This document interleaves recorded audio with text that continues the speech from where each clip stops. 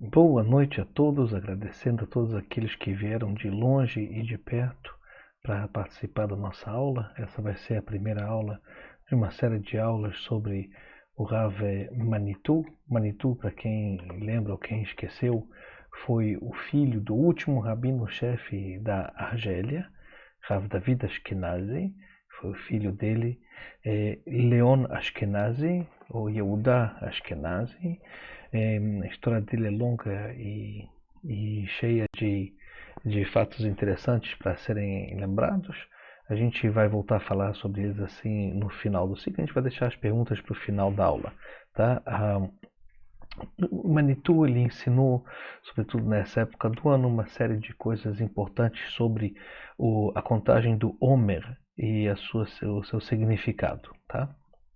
Ele tinha proposto de estudar, do ponto de vista do calendário hebraico, todo esse período que vai entre Pesach, né, que é a saída do Egito, e Shavuot, onde é a revelação da Torá no Sinai, que a gente chama de período do Homer. Tá? Quando a gente considera a proximidade que tem de Shavuot, o 6 de Sivan, né, a gente teria que começar por definir a particularidade desse dia de Shavuot, que a gente chama também em hebraico Chag HaShavuot, ou literalmente, se for traduzir, as festas das semanas, e que tem também por nome a festa de Matan Torah. Então, né, o momento em que a Torá foi dada. Tá? Manitou costumava explicar as coisas assim, dessa maneira. Tá? Ele pega o exemplo do caso particular. Esse é o único dia que é comemorado onde a Torá não dá especificamente uma data em si. Quer dizer, não existe uma mitzvah da Torá, ou aparentemente não existe uma mitzvah da Torá, que envolve a comemoração do 6 de Sivan como o dia da revelação da Torá no Sinai. Mas a festa de Shavuot, ela se liga à festa de Pesach, já que ela é fixada no 50º dia, a partir do primeiro dia de Pesach, que é uma coisa bastante conhecida, que pode ser esclarecida inclusive pelo, acho que em português chamava Pentecostes, alguma coisa assim, que vem do grego, a tradução grega, que significava 50º dia. Esse período entre Pesach e Shavuot, tá, tem o nome de Omer. Já faz muito tempo nesse período que ele pegou uma conotação de período de luto. Né? A gente vai explicar as diferentes maneiras de se comemorar esse luto, de acordo também com as diferentes comunidades. Tá? O essencial do tema é que o fato que o período do Homer seja conhecido desde o final da independência da Judéia no tempo dos romanos como sendo um período de luto que rememora a catástrofe de Beitar, que foi o último, quando a revolta dos judeus contra os romanos no tempo de Bar Korvá e de Rabi Akiva, tá, pôs fim a todas as chances desse período de encontrar uma independência política da Judéia na sua luta contra o Império Romano. E desde esse tempo começa um longo período de exílio que a gente conheceu até os dias de hoje, mais ou menos. Tá? É por isso que essa conotação de luto, que se conecta à noção e a esse período do Homer, parece que ela se sobrepôs no significado bíblico desse termo. Aí a gente tem que começar a lembrar ele assim brevemente. Então, na Parashat Emor, a porção semanal de Emor, a gente aprende o sentido bíblico da palavra Homer. Né? É uma moita de trigo, uma gerva de trigo. Tá? E em Pesach se oferecia então essa oferenda de cevada, e no dia seguinte de Pesach, tá, tem um tempo de 50 dias que a gente começava a oferecer esse trigo que no final das contas ia ser oferecido em Shavuot. A gente vê imediatamente o significado da diferença entre a matéria mesma da oferenda dentro do ritual do Templo de Jerusalém. Portanto, a palavra Homer não significa de maneira alguma luto. Pelo contrário, significa moita ou monte de trigo juntos, tá? Ou simplesmente moita ou monte. Então tem dois níveis onde se conta o Homer, tá? Dos 49 dias e depois o 50º dia, que chega até que nos leva até a festa de Shavuot, sendo que era a contagem do tempo que separava Pesach de Shavuot, e era o tempo onde era possível trazer essa nova oferenda de trigo para a festa das premissas, para festas dos Bikurim, Hag HaShavuot, que também tem outros nomes, né? Quando a gente falava Hag HaBikurim, que é a festa da oferenda das premissas, as premissas agrícolas. Esse é o primeiro tema que se impõe. Como compreender essa mudança de sentido entre o Homer do tempo bíblico e a conta do Homer, que era o ritual de oferenda dessa moita de trigo. E depois, a partir do tempo de Rabi Akiva e de Bar Kokhba, o fim definitivo nesse tempo da independência da Judeia em função da civilização contemporânea, que começa com o Império Romano e que se tornou uma noção de período de luto. Do ponto de vista da tradição, tá, o exército de Bar Kokhba era em grande parte composto pelos alunos de Rabi Akiva. Rabi Akiva, para quem lembra, foi esse que compôs o cânon judaico, que todo o nosso Tanakh, tal como ele se apresenta hoje, foi compilado por Rabi Akiva e seus alunos. Tá?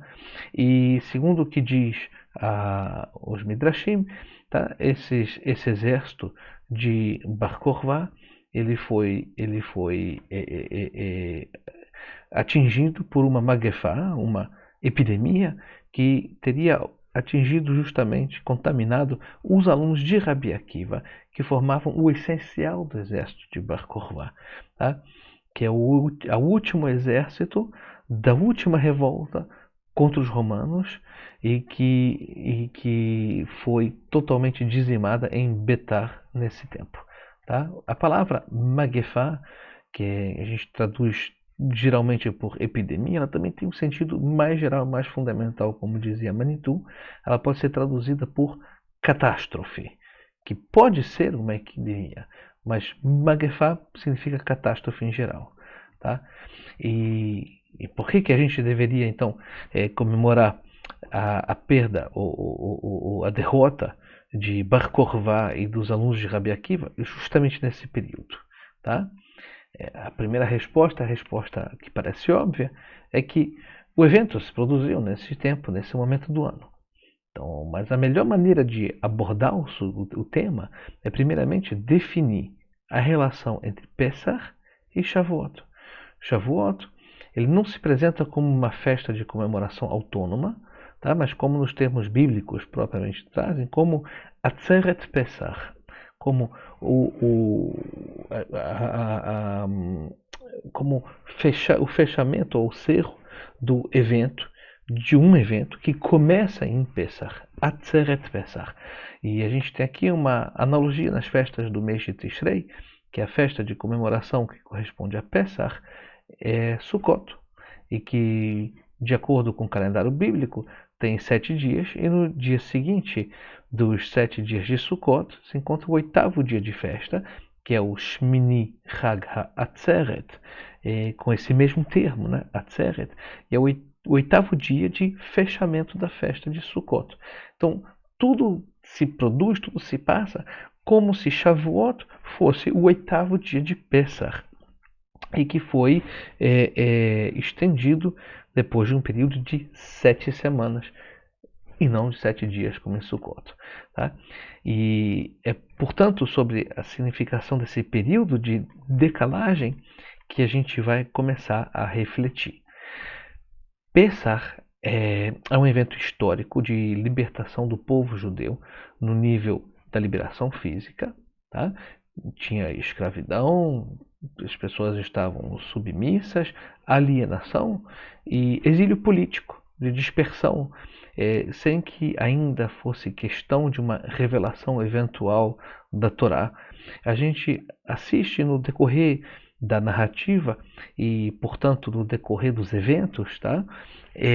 A conclusão de um longo período de escravidão dos hebreus no exílio do Egito, pelo evento que é comemorado em Pesach, a saída do Egito, ou seja, o final do exílio. É um evento em si que é definido nas maior parte das fontes que tratam do tema como sendo a liberação física nacional terrestre no nível dos corpos desse povo. Tá?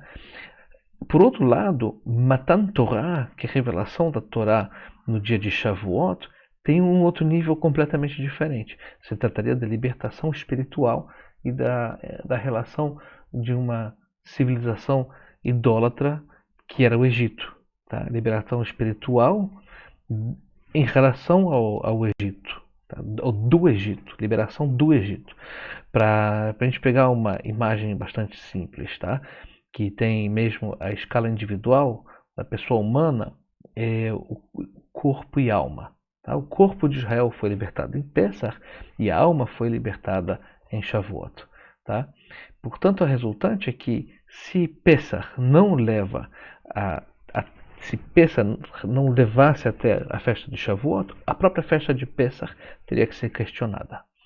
A saída do Egito ela é irreversível, mas é um começo que tem que chegar a algum lugar. Ele tem uma função e essa função tem que ser alcançada.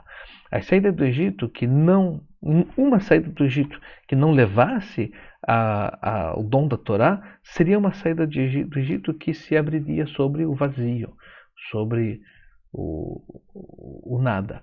Tá? Portanto, é intencionalmente que a própria Torá vai situar o dia de Shavuot com uma relação estreita do dia de Pessah, que é o começo desse período do Homer. É apenas muito mais tarde que os eventos catastróficos ao qual o Rav Manitou fazia alusão quando ele explicava isso, no episódio dos soldados de Bar Kokhba, era que os alunos de Rabi Akiva eles vão vir se colocar, né, como um período de luto, porque teve aí uma derrota. Tá? Para esclarecer isso, o Midrash conta o seguinte, que teve uma série de catástrofes de Magefá que se situam nesse período. Citando provisoriamente alguns deles, que a gente talvez vai poder voltar sobre esse assunto um pouco mais tarde, que vai tentar dar um significado mais largo para esse tema. Tá? A gente conta que a venda de Yosef pelos seus irmãos, tá? Que começa já, que é o pivô, ou o princípio do período de exílio, lá no início, na época que Jacó compra aquela túnica colorida pelo filho Yosef, de cor carpaz, mesmo que a gente lê no Seder de Pessah, tá? Se situa justamente nesse período do Homer. Já na primeira catástrofe, que é o pivô do começo do exílio, a venda de Yosef por seus irmãos. A analogia paralela a esse fato, que alguns períodos do calendário parecem ter privilégio, tá? E a gente vai se aproximando de uma problemática bastante misteriosa. É o fato que alguns tipos de eventos têm a sua comemoração em certo momento específico do calendário. Tá? Sem a experiência histórica do fato que se produz dessa maneira, a gente podia inclusive se perguntar se não teve uma decisão puramente simbólica de que essas comemorações sejam em tal dia, em tal momento do ano, mais do que em outro. Tá? Exemplo, o dia de Tisha B'Av é o dia da destruição do templo, tá? O 9 do mês de Av, onde tem toda uma série de catástrofes que foram catalogadas nessa mesma data. A destruição do primeiro e do segundo templo, que são coincidências significativas. Perseguições que começaram nessa data. A guerra de 1914 e 18, a Primeira Guerra Mundial, ela começou no dia Tisha B'Av, como a expulsão da Espanha também, etc, etc. Tá? Eu estou tentando colocar em evidência o problema seguinte. Se a gente tem que dar uma olhada a posteriori da fixação de um calendário, tá? A gente podia até pensar que se trata de uma intenção simbólica daqueles que tiveram fixado esse calendário de grupar junto um determinado tipo de eventos dentro de um determinado tipo de datas. Ou ainda é alguma coisa muito mais profundo, um tipo de convergência entre esses eventos mais profundos que simples coincidências, também por mais notáveis que elas possam ser nesses momentos do tempo e no desenrolar do calendário durante o ano. para chegar finalmente a essa definição desse tempo entre Pesach e Shavuot, que a gente chama de Omer, tá? Ou que a Torá chama de Omer, o que significa? Então, nos períodos de catástrofes, desse período significativo de recordação, de recordatório desse luto, tá? A gente vê a maneira como é comemorado esse luto, que é também significativa. E o nosso tema vai ainda se ampliar ainda mais nas diferentes dimensões desse problema, que sempre vai ficar o mesmo entre Pesach e Shavuot. Então, nesse caso, a gente já aprendeu daí um princípio importante. É que entre o começo dos eventos e dos processos de libertação e, por outra parte, a sua conclusão, o seu ponto culminante de Pesach a Shavuot, tá? Como a gente pode dar exemplo de Hanukkah. Tá? Hanukkah comemora um evento histórico bem preciso e bem datado. A revolta dos judeus contra os gregos e a reinauguração do Templo de Jerusalém, que tinha sido consagrado à idolatria pelos gregos que ocupavam, nesse momento, a Judéia. E é, portanto, por aí que esse evento histórico foi datado no período de Hanukkah. E, no entanto, o Midrash e a Gemara eles trazem para a gente a informação de que já o primeiro homem festejava Hanukkah da sua maneira, tá? Adam Arishon. Eu vou colocar isso assim no nível do Midrash, tá? Basta descobrir que o dia que começa Hanukkah está na ordem da coerência do calendário hebraico, tá? O dia do solstício de inverno, até que o dia de Hanukkah, a quantidade de toda a luz que tem durante o ano, tá, vem diminuindo, sim? Até a gente chegar no dia mais curto, com menos horas de luz que tem no ano inteiro. Daí, a partir do primeiro dia de Hanukkah, a quantidade de luz começa a crescer, passado o solstício de inverno e já dando a volta para começar até chegar na primavera seguinte. E esse dia é o dia de Hanukkah. E o Midrash indica, portanto, que o primeiro homem festejou Hanukkah. O período de Hanukkah ele se situa depois do mês de Tishrei, que é o dia comemorando o dia da criação do mundo. E a criação do mundo do primeiro homem. Tá? E aí teve o equívoco, a falta, tá? E o primeiro homem ele percebe que que o período de luz vem diminuindo dentro do mundo. E ele conecta isso, ele faz uma relação disso com a sua experiência da falta, com a sua experiência do erro. Tá? Então a gente imagina facilmente, tá, a queda de desespero.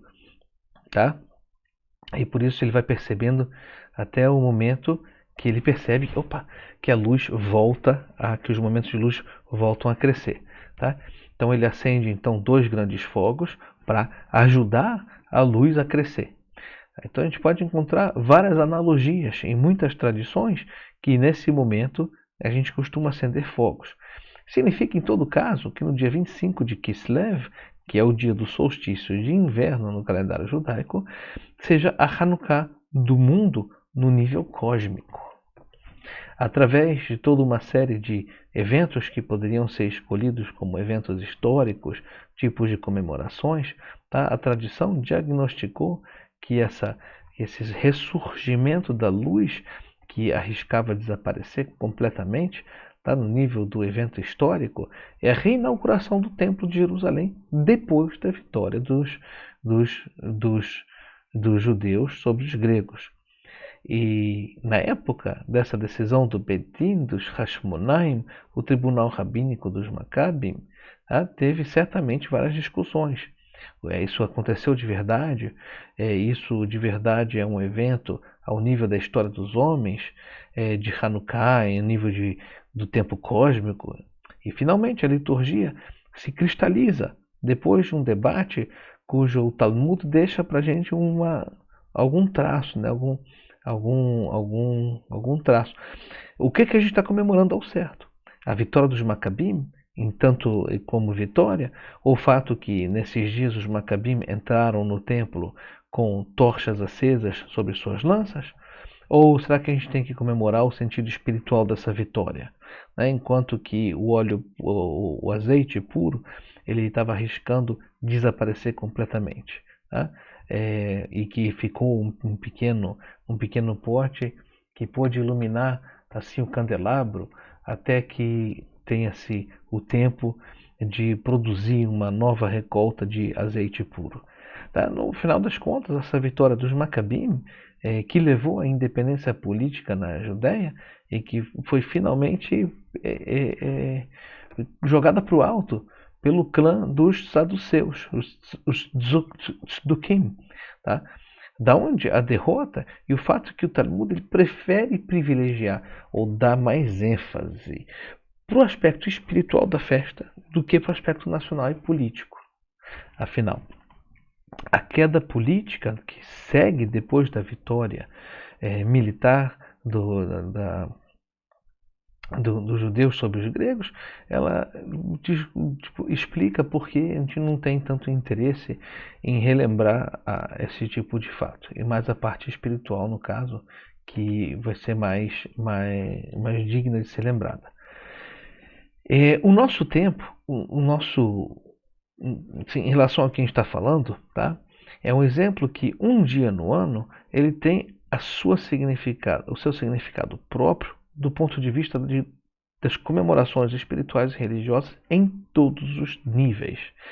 E que a gente tem que esperar, num tempo da história, que um evento histórico dos homens ilustre assim para que seja um evento em que digno de ser comemorado. Tá? Aqui também o fato de Pessah, tá? Desde o tempo dos primórdios, Pessah é a luz cheia, tá? Da primavera. Tá? A lua cheia da primavera. Mas vai ser necessário a gente esperar a saída do Egito para que a Torá fixe o significado de Pessah como festa das Matzot, tá? O Chag Matzot, que é a saída do Egito. A partir desse diagnóstico, o evento ele encontra o dia com o seu significante, seu significativo. E o dia significativo ele encontra o seu evento. Tá? Então, nesse caso, a gente testemunha de experiências onde efetivamente isso se passa na data considerada. Agora, vamos deixar o mistério no nível do mistério. Não tem coincidência, mas convergência de dois planos da existência. O evento histórico, que ilustra a significação do dia dentro do tempo do calendário, é que se passa efetivamente na data onde ele se passa, onde ele ocorre. Tá? E como a gente é contemporâneo de eventos desse tipo, a gente pode ficar tranquilo em relação à coerência, tá? Daquilo que nos contam dos tempos antigos. A significação desse tempo de passagem, o esforço entre Pesach e Shavuot, uma libertação física que começa com Pesach. Tá? É por isso que o Midrash conta pra gente, tá? Que a gente trazia a oferenda da cevada que vai através de 50 graus de esforços até a liberação espiritual do dia de Shavuot, onde se oferece o trigo. Tá? O Midrash explica que a cevada ela é também comida para bestas, para animais. Enquanto que o trigo ele simboliza, nesse caso, ele é característica da comida dos homens. Então, da mesma maneira que Pessah é a libertação de Israel, mas no nível da vida biológica. Enquanto que Shavuot é a libertação no nível da vida espiritual, que faz de um homem, que faz que um homem seja um homem. Tá? Esse período daí é em si um período de vulnerabilidade, um período perigoso. É um período característico onde virão todo tipo de eventos, de derrotas que colocam em questão aquilo que parecia ser uma vitória em Pessah. Ao contrário, tá? Esses eventos de êxito, de sucesso, que permitem o progresso daquilo que começou em Pessah até a sua chegada, seu ponto culminante no dia de Shavuot.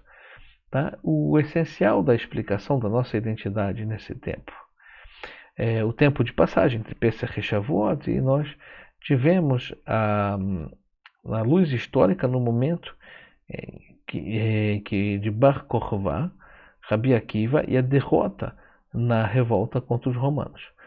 Ou seja, isso significa que é precisamente nesse período que a nossa liberdade, a nossa saída do Egito, ela é recolocada em questão. No momento em que a gente recebe a liberdade e que sai do Egito, e que a gente está comemorando a nossa saída do Egito, nossa nova liberdade política recém-adquirida, vem um fato histórico, nesse período, recolocar em questão a nossa liberdade, nossa saída do Egito. Tá? O luto é a comemoração do fato de que, apesar da gente ter saído do Egito, a gente vai recomeçar o exílio. A gente vai descobrir ao mesmo tempo que nesses períodos em que os eventos de progresso que devolvem a esperança, sabe, a possibilidade da gente dar início a esse esforço de libertação, vão ser também comemorados nesse mesmo período. Por exemplo, o dia que rompe o luto desse período é o Lag BaOmer, o dia 33 da contagem do Omer.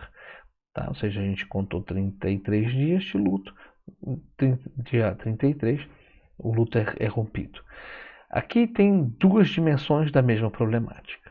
Uma libertação que está em curso, e se ela tem sucesso, se ela tem êxito, então vai vir um dia do tipo Lag BaOmer, um dia de alegria. E se ela tem uma derrota, se ela não tem êxito nem sucesso, então a gente vai ter um dia do tipo dos outros 33 dias de luto que precediam. Então isso vai um pouquinho trazer uma luz na diversidade dos rituais de comemoração desse luto através das grandes correntes das comunidades. Com os Sefaradim, tá? O luto começa logo no primeiro dia de Pesach e ele vai se concluir no dia 33, que é Lag BaOmer. Na maioria das comunidades Ashkenazim, tá, o luto começa no primeiro dia do segundo de Ayar, do mês de Iyar, e se termina em Shavuot com uma interrupção no dia de Lag BaOmer, tá, e restam 33 dias de luto também. Portanto, tem uma tradição comum dos 33 dias de luto. Problemas de liturgia não são simples, tá? Por que os Sefaradim têm o hábito de fixar o luto já na primeira parte do Omer e de se deter o luto no Lag BaOmer, enquanto que para alguns Ashkenazim vai ser diferente, vai ser durante todo o mês de Pesach, mas não vai ser durante todo o mês de Pesach, vai ser a partir do primeiro de Iyar, tá? Depois você tem uma terceira corrente, um período de 50 dias inteiro considerado como um período de lutos, com ou sem interrupção no Lag BaOmer. Tá? Na tradição Ashkenazi, a motivação da Halachá, ela vem do fato de que o mês de Pesach é considerado como um dia de festa e, por consequência, a gente não pode ficar de luto no mês de Nissan, mas deveria começar no mês de Iyar. Portanto, é uma razão importante interna do fato que, apesar dessa regra na tradição sefaradi, a gente pode começar o luto em Pesach, depois, logo no dia seguinte de Pesach, e levantar o luto Lag BaOmer. A fórmula mesmo que a liturgia da bênção da contagem do homem, da brachá, da contagem do homem, ela pode trazer para a gente uma luz sobre esse tema. Tá? A gente pode formular isso também sob forma de questão. Tá? A Torá, ela mesmo, na Parashat Emor, no capítulo 23, Kaf Gimel, tá? Versículo Tetvav, versículo 15, tá? do Levítico, Sefer Vaikra, Levítico, isso. Diz o seguinte: וספרתם לכם ממחרת השבת מיום אביכם את עומר התנופה 7 שבתות תמימות תהיינה. Tá? E vocês contarão para vocês a partir do dia seguinte da festa, que aqui a gente chama de Shabat, tá? A partir do dia em que vocês vão trazer a moita para a oferenda, tá? Aquela que era balançada, tá? Em frente ao altar, que a gente chamava também a oferenda da Hatunufa, tá? Et Omer Atunufa, assim que é chamado, são 7 semanas completas. Sheva Shabbatot Tmimot, tá? No versículo 16, tá? Levítico Kaf Gimel Tet Zain, diz o seguinte: Ad Macharat Shabbat Shevi'it תספרו 50 יום והקרבתם מנחה חדשה לאדוני. Até o dia seguinte da 7ª semana, vocês contarão 50 dias e vocês oferecerão ao Eterno uma nova oblação. Tá? Mincha Hadashah, uma oferenda nova. Portanto, a Torá está pedindo que a gente conte 7 semanas e 50 dias. A primeira indicação que foi assinalada precedentemente, na realidade, a gente só conta 49 dias, já que o 50º dia vai ser dado como a conclusão do ciclo e já não precisa mais contar. Então, se a gente contou os diferentes graus desse esforço, então a gente chegou ao ápice do esforço propriamente humano, que começa em Pessah e que visa chegar seu ápice em Shavuot, que é o 50º dia, que a gente chamou de Shavuot. Tá? Isso se liga ao fato de que a Guemará, ela ensina que no Monte Sinai, quando estava ao pé do Monte Sinai, o livre-arbítrio foi cancelado, foi anulado. Tá? O versículo diz precisamente Tachat Ahar, sobre a montanha, tá? Que estava tipo sob a montanha, aos pés pé da montanha. E o Midrash diz o seguinte, que Deus levantou a montanha dizendo a Israel, se vocês, dizendo ao povo judeu, né, se vocês aceitam a Torá, muito bem. Se não, aqui será a sua cova. Ou seja, como ele levantou a montanha e ameaçou que se vocês não aceitarem a Torá, então a montanha vai enterrar vocês e o mundo volta para o torro. Tá? Isso é uma maneira de dizer que o nosso livre-arbítrio foi removido naquele momento. Portanto, onde estava a liberdade, onde estava o mérito. Tá? Nessas etapas mesmas dos 49 dias que levavam a gente até esse encontro do 50º dia. A gente sabia para onde a gente ia e, portanto, o mérito era de ir para lá. Mas no momento da chegada aí teve uma revelação e no momento da revelação o livre-arbítrio ele é suprimido, já não tem mais livre-arbítrio. É o fato mesmo de que a revelação ela subentende a supressão da liberdade. O Midrash tem a sua maneira de contar isso. Tá? Quando o rei está presente, o servidor não tem mais liberdade. Tá? O servidor ele é livre, mas ele ou deve ser livre, ou deveria ser livre. Tá? É um problema filosófico. Quando o rei se esconde, então aparentemente o rei está em outra parte, tá? Mas se o rei está presente, então o servidor não tem mais liberdade. Ele só pode se mover quando o rei fala para ele. Então isso aqui não tira nada ao mérito do servidor, pelo contrário, o mérito ele consiste em chegar até o pé do Sinai. Isso é muito paralelo à nossa problemática, tá? Da contagem das 7 semanas, ou seja, dos 49 dias, tá? E do 50º dia que fala a Torá. É que o fato da gente contar 49 dias sem interrupção tem como conclusão, como como o fechamento do ciclo, o 50º dia, onde a Torá ela vai ser entregue. Tá? Pegando um exemplo no folclore. Tá? Em muitas comunidades tradicionais, a gente pratica um ritual particular em Shavuot, onde a primeira das refeições é uma refeição com laticínios, tá? Sendo que a Torá foi recebida no Sinai em Shavuot, era necessário começar a comer kasher, e para indicar que a gente começou a receber já o jugo das mitzvot, para evitar a mistura de leite e de carne, tá?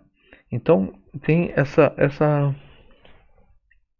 então ficou esse costume para esses que contaram o Homer sem interrupção todos os dias. A gente tem direito a esse bolo de leite, ou essa torta esse cheesecake, que é dado como uma recompensa na contagem do Homer. Isso não se fazia na minha comunidade, mas tem muitas comunidades que fazem.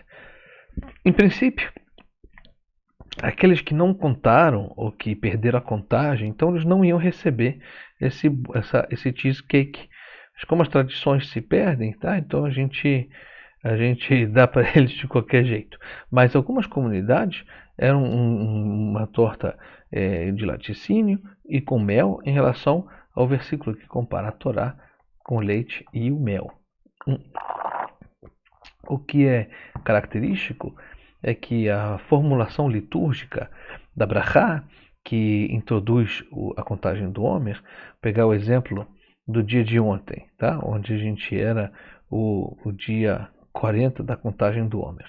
Os Sefaradim dizem assim, hoje é o 40º dia do Homer, que fazem tanto de semanas, 5 semanas e 5 dias. Tá? Os Ashkenazim dizem assim, hoje é o 40º dia, o que faz 5 semanas e 5 dias do Homer. Tá? Vocês vão perceber a diferença. Tudo se passa como se um dos ritos a gente conta os dias do Homer e isso gera tantas semanas. Tá? Na outra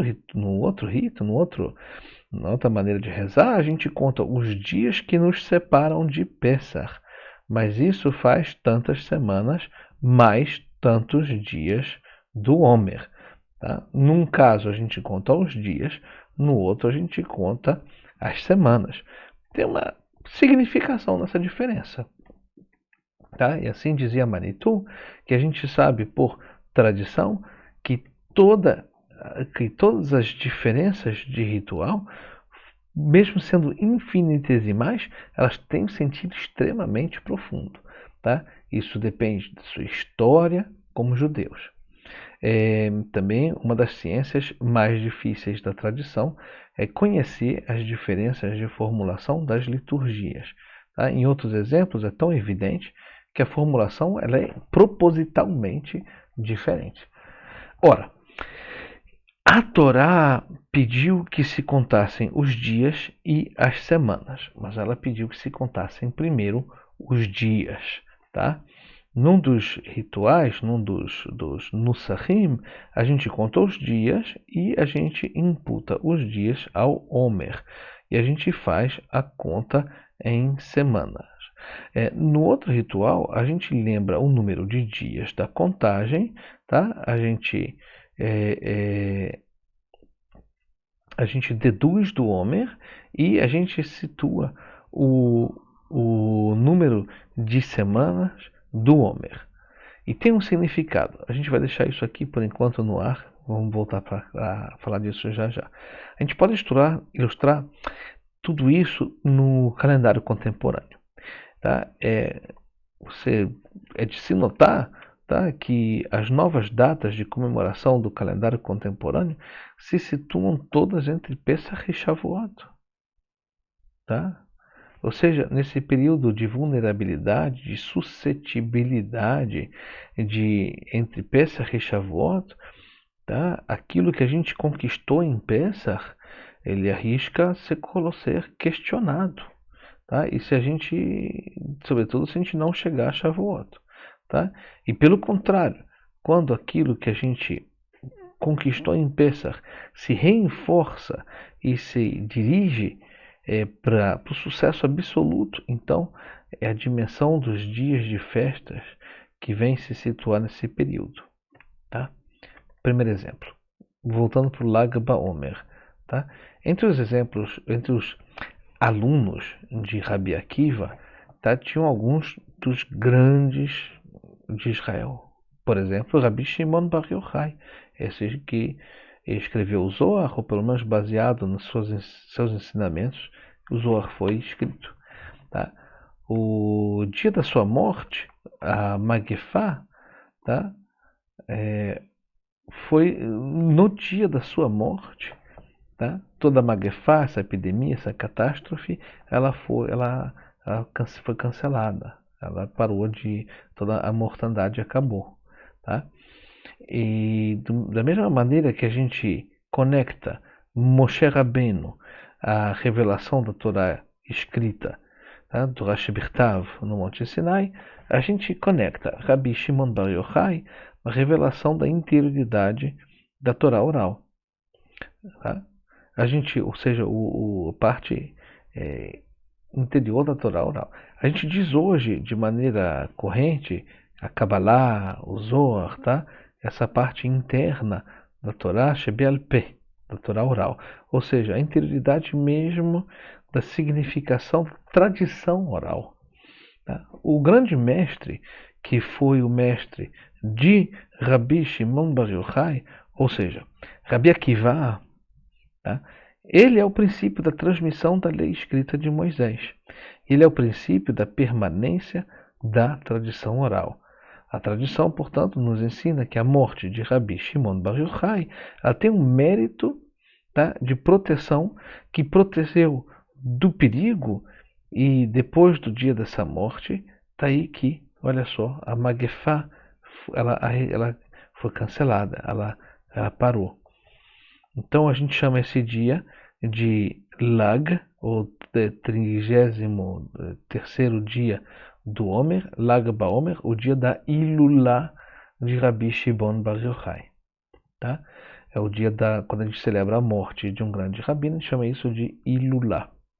É uma tradição talmúdica. Tá? A palavra Ilulá, nesse contexto, no contexto talmúdico, significa casamento. É um pouco paradoxal que um termo que significa festa de casamento vai ser empregado para contar sobre o aniversário da morte, da comemoração do aniversário da morte de alguém. A tradição considera que quando a alma de um homem grande de Israel deixa seu corpo, ela se casa com a presença divina, a Shekhinah, e portanto isso é um casamento. Portanto, a gente manteve o termo de Ilulá para qualificar a cerimônia de comemoração da morte de Rabi Shimon Bar Yochai e depois de outros grandes homens de Israel. Mas aqui a gente tem um princípio de explicação importante. Qual é a causa profunda que leva a esse risco de perder tudo, dessa derrota, ou aquilo que arrisca levar à derrota de tudo aquilo que foi conquistado em Pessah? Primeira resposta, a divisão. Tá? Vamos pegar o problema de um nível histórico. A tradição ensina que os alunos de Rabi Akiva, formando a maior parte dos soldados do exército de Bar Kokhba, eram todos pessoas grandes de Israel, mas eles tinham entre eles Sinat Hinam, o ódio gratuito, a divisão. A Guemará explica que eles não davam um para o outro a honra, o respeito que eles deveriam. A situação está no coração mesmo do problema, que a identidade de Israel tem que resolver desde a origem do tempo até o final dos tempos. Eu vou lembrar vocês um princípio importante que vem da Kabbalah. Contrariamente ao que a gente possa pensar na ordem das evidências da cultura contemporânea. Tá? O homem designa como ideal a virtude que falta para ele. Tá? A gente poderia estar habituado à ideia inversa de que se difunde na cultura atual, de que o homem se define pelo ideal que ele se designa como ideal. Para a tradição da Torá, não é assim tão simples. Por exemplo, Se o homem diz que seu ideal é a caridade, isso significa que tem aí um valor ao qual ele vai consagrar a sua vida para poder realizar. Se esse valor for integrado, então ele não precisa designar. Se ele já tiver integrado esse valor, ele não precisa designar a caridade como ideal, tá? Porque ele faz caridade e ele progride na ordem desses valores, tá? Ele tem um outro valor no esforço moral a integrar. Para esclarecer isso de uma maneira mais simples, tá? Abraham, ele não era um homem que acreditava no valor da caridade. Ele era a caridade. A caridade estava dentro dele. Isso é verdade para todas as traduções culturais e espirituais. Tá? E tem aí um tema por completo, é muito importante. Eu queria falar um pouco mais desse tema. Tá? E o que é de Israel então nessa conta, tá? O ideal de Israel é a unidade, tá? Isso vem do fato de que a unidade é o valor, provavelmente, que a sabedoria divina julgou que Israel era o único a poder algum dia realizar, tá? Mas resulta que os problemas de divisão são os mais acusados no povo judeu. Eu acho que a gente não pode deixar de notar isso, tá? A gente tem que começar a agir em consequência. Nós, o povo da unidade, nós somos em realidade o povo mais dividido que possa existir no mundo. Pelo menos isso era o que dizia Manitou, tá? E se a gente tivesse que fazer um estudo fenomenológico das diferentes maneiras de ser judeu, fechados no mesmo barco, na mesma história, na mesma aventura, acho que essa fenomenologia nunca teria sido realmente feita, tá? Ou levada a cabo. A gente seria espantoso a quantidade considerável de diferentes maneiras de ser judeu, coerentes, que tentam, sem conseguir, realizar aquilo que a gente chama de unidade. Essas diferenças no nível sociológico são consideráveis. Tá? Elas não eram evidentes quando a gente estava disperso realmente, tá? Quando cada um estava num país, tinha um judeu na Rússia, um judeu nos Estados Unidos, um judeu no Brasil, um judeu na África do Norte. Tá? Mas agora que a gente está todo mundo se reencontrando na terra de Israel, tem 1000 maneiras de ser judeu, sociologicamente falando. Uns, por exemplo, são de culturas judeu-árabe, outras de cultura judeu-eslava, outras judeu-espanhol, etc, etc. Tá? E é com essa diversidade, a dimensão da diversidade humana. Tá? Essa diversidade humana do mundo inteiro, ela se reflete fortemente em nós. Tá? Imagina você uma municipalidade israelense, e não somente numa comunidade judaica da dispersão, sabe?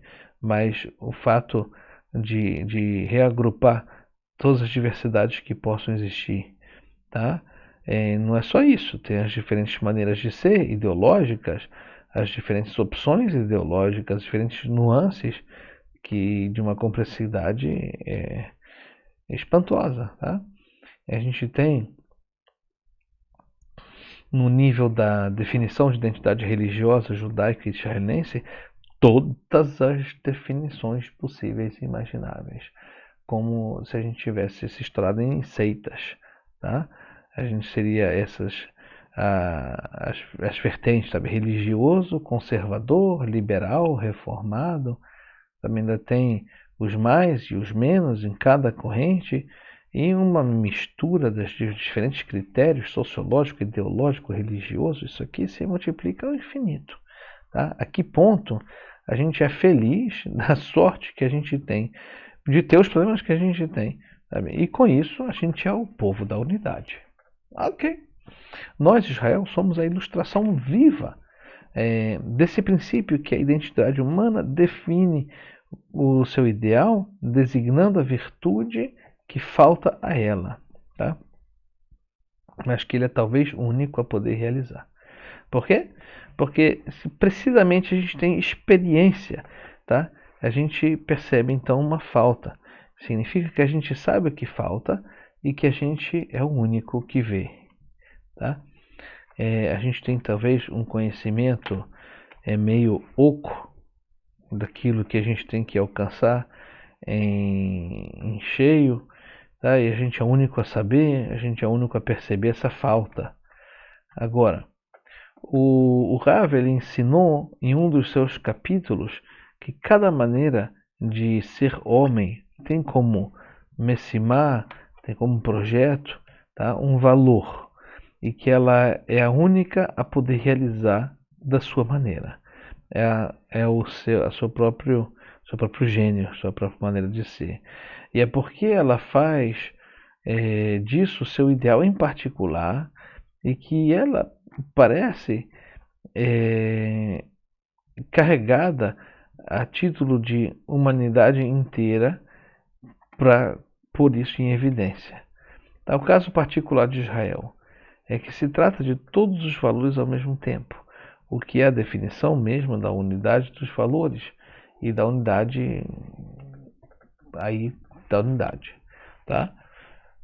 Ora, precisamente, o que dizia o Midrash para ilustrar o começo histórico mesmo desse período perigoso, vulnerável, né? O Midrash falava da divisão, tá? Ele começa a história com Yosef e os seus irmãos.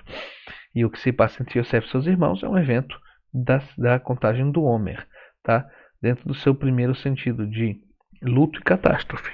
E efetivamente, aí é que começa o exílio. Aí é que começa a dispersão efetiva do exílio. Ou seja, o que passou no tempo de Rabi Akiva, tá, tem seu princípio já nos eventos históricos relatados na Torá entre José e seus irmãos, porque não tinha unidade entre os alunos de Rabi Akiva. Então, tudo aquilo que foi conquistado em Pessah, tudo aquilo que foi conquistado em Pessah, a unidade da nação, realizando a sua libertação física e nacional, ele se desfaz e ele tem aqui o risco da derrota, tá? O que nos é acrescentado no dia do Lag BaOmer, tá? Em relação a Rabi Shimon Bar Yochai, é que nós temos a mesma lei, essa lei que tem por aspiração nos unir, sabe? E que nos divide. Basta a gente se referir à experiência da realidade para compreender.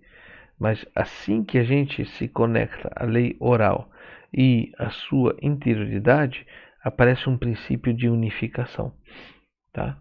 A tradição do Zohar, ela permite a unidade desses que foram divididos em relação à Torá.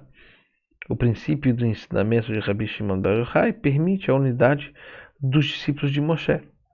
É o princípio que você tem que chegar a integrar e compreender aquilo que foi efetivamente assim. Uma tradição recebida através dos ensinamentos de Rabbi Nachman Mibraslav, tá? que também é citado em outras tradições de ensinamento. Tá?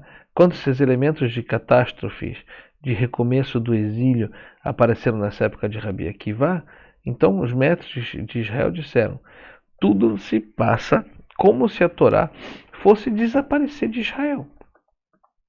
E aí a gente citou esse versículo de Yeshayahu 59, 21. Tá? É Isaías 59.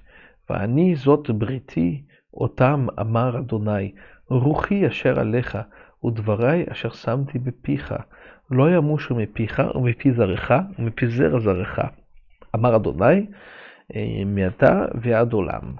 Tá? É o seguinte,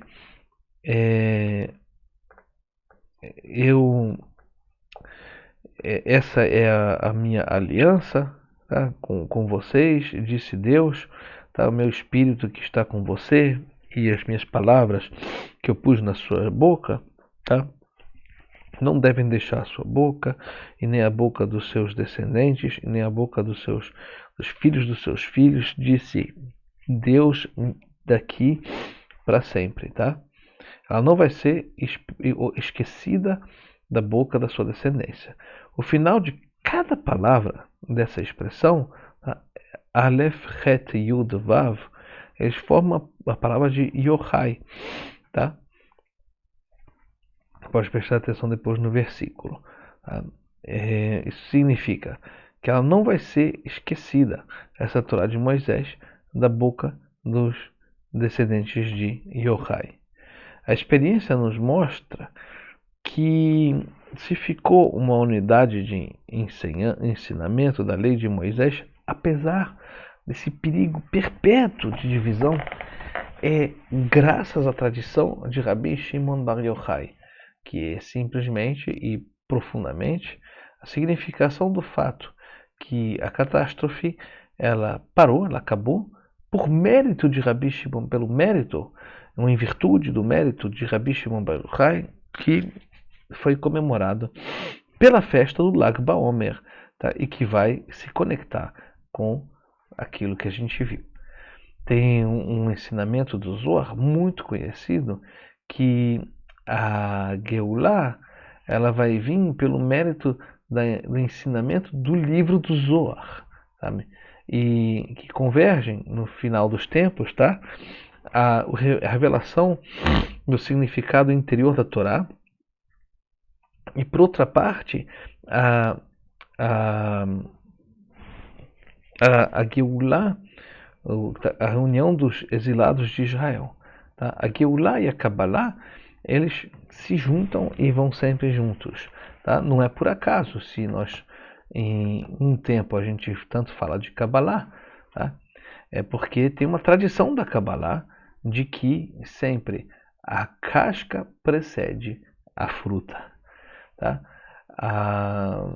Lag BaOmer, né, tá? Dentro do Omer, é um dia de festa dentro de um período de luto. É o encontro dessas duas dimensões. A descida negativa, tá? Que é a descida do luto, e a subida positiva que vai em direção a Shavuot. A pista negativa, tá? A descida, ela arrisca recolocar em questão ou questionar tudo aquilo que foi conquistado no ponto de partida de Pessah. E é muito é de se notar que no nosso tempo todas as comemorações contemporâneas elas vieram justamente aqui. Tá? Portanto, nós somos os contemporâneos desses dois fatos. E a gente não fez de propósito, mas aconteceu assim. Olha só, a gente só pode perceber essas datas. No dia 27 de Nissan foi o Yom HaShoah, tá? Foi fixado como o dia da insurreição do gueto de Varsóvia. Tá? A tradição do nosso tempo ela colocou esse dia de comemoração da Shoah nesse dia. Tá? No dia 4 de Iyar, tá? É o Yom HaZikaron, é o dia de luto pelos soldados que caíram nas guerras de Israel.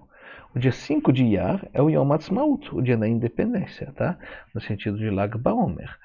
Isso aí parece muito, porque com aquilo que se passa em Purim. Tá? Na véspera é um dia de luto, e assim que o luto termina, a festa de Purim começa, tá? Que é o luto do Tzom Esther, né? do jejum de Esther. Da mesma maneira que o 4 de Iyar é Yom HaZikaron, sabe? E que já no 5 de Iyar começa o dia da independência, Yom Ha'atzmaut. Depois, no dia 28 de Iyar, tem o dia de Jerusalém, Yom Yerushalayim, tá? Depois do 18 de Iyar, que foi Lag BaOmer, 18 é Chai, sabe? E o dia da comemoração de libertação de Jerusalém. E logo vem o dia de Shavuot, que aí o luto ele se detém, porque é um dia de festa, como Lag BaOmer, como Yom Ha'atzmaut, o dia da independência, enquanto que os outros dias, com Yom HaShoah e Yom HaZikaron, eles são dias que eles vão reforçar o luto. tá? É de se notar, é bem notório, tá? E isso ilustra o fato de que é o período em que está em questão as duas dimensões que ligam Pesach e Shavuot, ou seja, a conclusão chegar ao, como a gente vai dizer assim, a completar esse processo de libertação que começou, tá? Ou ao contrário, a gente abortar o processo de libertação no meio com uma derrota, tá? Vamos tentar abrir um pouco o tema, tá? Vamos tentar prestar atenção. Quando você formula um paralelo entre a estrutura mesmo da Torá e esse período do Homer que liga a saída do Egito ao Matan Torá, Pesach até Shavuot, tá? O livro da Torá é um livro que ele parece estar juntando duas narrativas diferentes, tá? Dois relatos diferentes. De uma parte é o relato histórico da história da humanidade, com, rapidamente assim, a história de Israel, que começa com os patriarcas, os hebreus, etc. De outra parte, a parte do código da lei. Todo um prefácio histórico que vai até a saída do Egito, precisamente, e a partir desse momento aí vem a parte legislativa dos mandamentos. E a partir daí isso se transforma nos livros da lei. A gente é tão familiar a essa estrutura do Humash, do Pentateuco, tá? Que a gente esquece até de fazer a pergunta. Rashi, por exemplo, ele não escolheu para sua primeira pergunta, por acaso, um conjunto dos milhares de Midrashim sobre o princípio dessa Torá. Por que a Torá começa contando a história, sabe? E não pela primeira parte das leis que foi dada para Israel? Se é um código, tá? Essa história é finalmente a história de Israel, que ela tem seu ápice na saída do Egito. E aí que nosso período de Homer, ele conecta a saída do Egito, então o Matan Torá, a saída do Egito até a gente receber a Torá. Para a gente aprofundar um pouco essa questão da ligação que tem entre esse relato histórico e o código, nós devemos novamente encontrar esse período que conecta a saída do Egito e o dom da lei, o dom da Torá. Eu vou tentar enumerar um certo número de princípios que me parece importante para a gente tentar jogar um pouco de luz nessas situações dos problemas da nossa contemporaneidade judaica nesse tema, tá? E essa primeira conclusão dessa primeira análise a gente vai citar Midrash Rabbah, tá? A propósito da revelação da Torá para Moisés. Parece que o tema principal foi simplesmente lembrar o primeiro versículo dos 10 mandamentos, tá? Por exemplo, o primeiro versículo diz o seguinte: Anochi Adonai Elohecha, asher hotzeticha me'eretz Mitzrayim, mebeit avadim, lo yelecha Elohim acherim al panai. Eu sou o Senhor teu Deus, que fez você sair da terra do Egito, da casa dos escravos. E eis aqui a minha Torá. A minha Torá vai começar. Tá? Portanto, a Torá mesmo, nesse texto dos 10 mandamentos, ela conecta estreitamente a narrativa histórica, da história da humanidade, que, afinal de contas, a gente vai ver aqui uma lente de aumento, tá, sobre a história dos patriarcas, desde Abraão até a gente baixar no exílio, e no final das contas, o ponto culminante da narrativa histórica com a saída do Egito, que está ligada com a Torá, assim como um código de leis. Tá? E já nesse primeiro versículo tem, se eu posso me atrever a dizer, a tensão mesmo desse período de Homer. Tá? A saída do Egito, ela é colocada em questão com a recepção da Torá. E a maneira com a qual essa Torá ela é recebida pode colocar em questão a saída do Egito. Tá? Por outro lado, essa Torá ela envolve unicamente aqueles que têm a experiência dessa saída do Egito. Se Deus ele se dá como intitulado Deus da Torá, tá? Aquele que fez você sair do Egito. Portanto, tem uma ligação muito profunda entre a história que se passou até então e que levou até essa experiência, e por outro lado, essa Torá que é dada àqueles que vivenciaram essa experiência. Tá? A gente podia considerar os 10 mandamentos como uma forma de lei que tem como objetivo a gente concluir a nossa saída do Egito. Então, isso permite abrir uma parênteses, aquilo que me parece importante na definição da fé em Israel. Tá? A fé de Israel é a fé na Geulah, na redenção. É aquilo que tipo, a Geulah no sentido histórico, concreto, significa você ser libertado de todas as alienações. Uma salvação histórica. Tá? A gente tem várias confirmações na própria Halachá. Quando você explora os temas da liturgia, a gente vê que convergem todas as intenções das rezas, tá? Para aquele que fez a gente sair do Egito, aquele que tirou a gente do Egito, na ausência total de formulação do tipo teológico metafísico, que seria rezar para aquele que criou o mundo. Sabe? Isso não tem. Sabe? Tem muitas liturgias desse tipo, mas não é a liturgia central do ritual da reza. Tá? A liturgia central do ritual da reza, ela fala de Goel Israel, aquele que salvou Israel, aquele que realizou a nossa saída do Egito. Ao ponto de que a tradição decidiu articular o mandamento da Kriyat Shema, tá, que se conclui pelo recordatório da saída do Egito. E a própria reza, tá, que a gente chama de Smichá, a junção entre a Geulah, o recordatório da saída do Egito, e a Tefilá, a reza. Tá? Essa ligação entre a saída do Egito, o evento histórico, e de outra parte a lei, tá? A gente tem que trazer um certo número de conclusões. No caso da história de Israel, caso exemplar de uma maneira de ser homem que vive dentro de sua história e que está, no fundo, aquilo que está no fundo formulando a esperança profunda de toda criatura. É o fato de ser criado. O próprio fato de ser criado em si próprio significa ser exilado. Afinal, criar em hebraico, tá, significa colocar para fora, colocar mais longe. A palavra bara, bra, que nem em árabe bra, quando você queria enxotar alguém, você falava bra.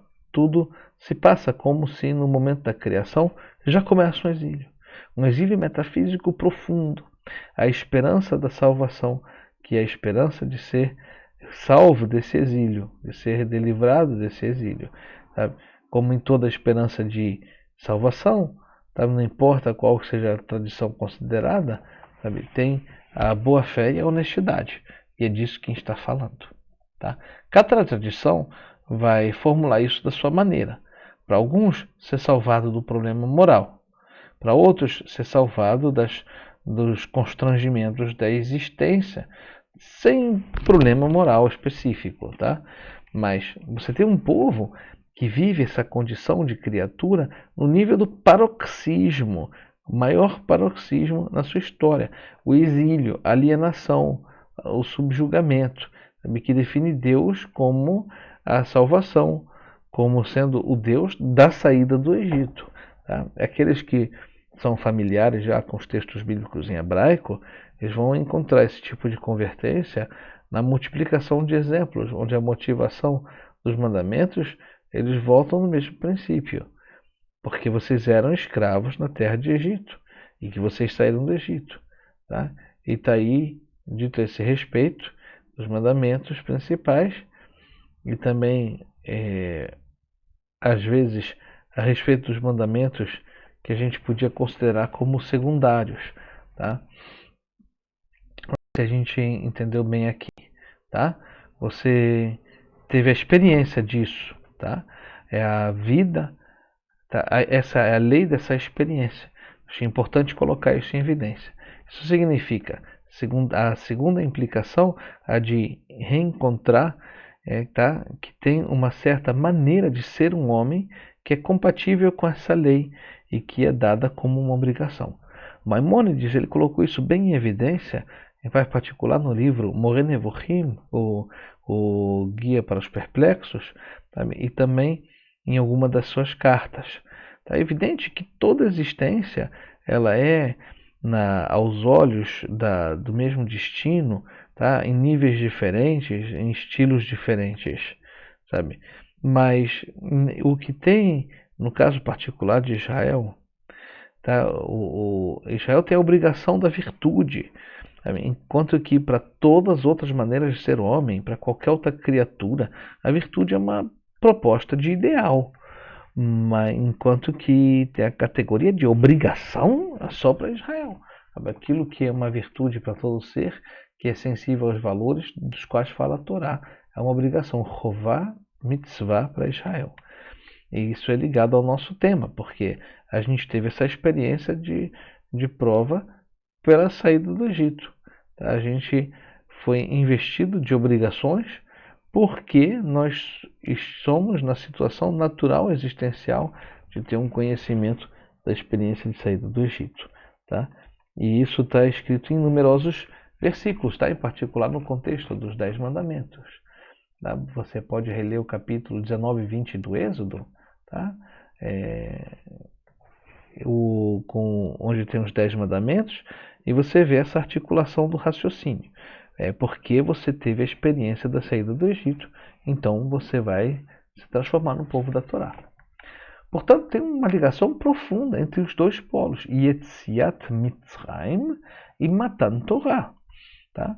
Mas nesse segundo princípio, a gente vai encontrar a importância de ter que enumerar os valores a unificar, para a gente ser esse povo que chegou ao pés do Monte Sinai.